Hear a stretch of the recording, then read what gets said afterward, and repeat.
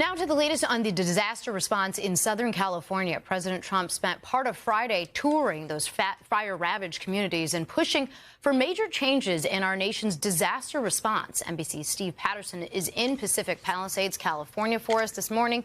Steve, good morning.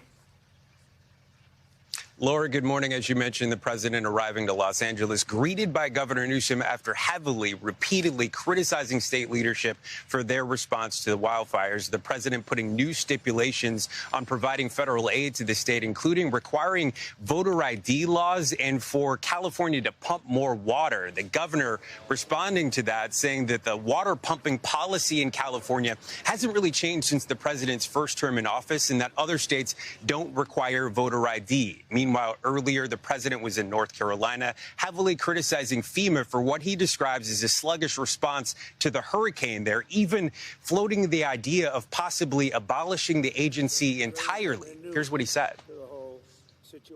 Frankly, FEMA's not good. FEMA's turned out to be a disaster. I think we're going to recommend that FEMA go away.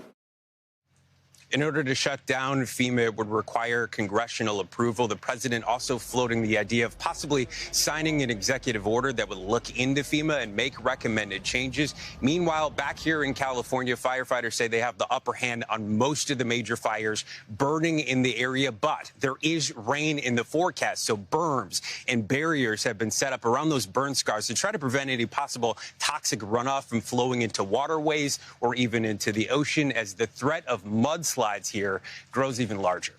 Back to you, Laura. Last thing they need. Steve Patterson, thank you. Let's go right now to get a check on the forecast for rain in Southern California. Angie Lassman is on the road attending a weather conference in Steamboat Springs, Colorado. Good gig, Angie. Let's talk about the rain for a second. You don't want too much to cause mudslides, but enough to try to help sort of put away any of these fires that are still remain.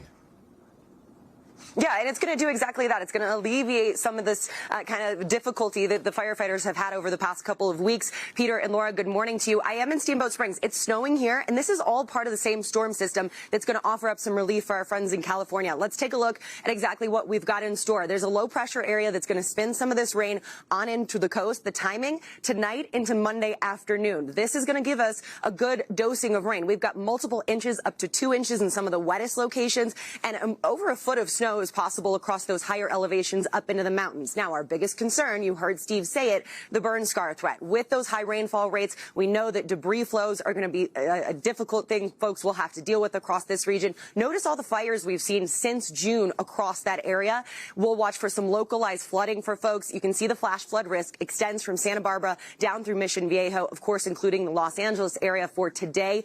As we get into tomorrow, really more of the same. Remember, this is going to last through Monday, so we'll get some beneficial rain for our friends across this region, but that potential for flash flooding will last for folks in that area. I'll send it back over to you guys. All right, Angie, thank you. We'll get a national forecast from you in just a few minutes.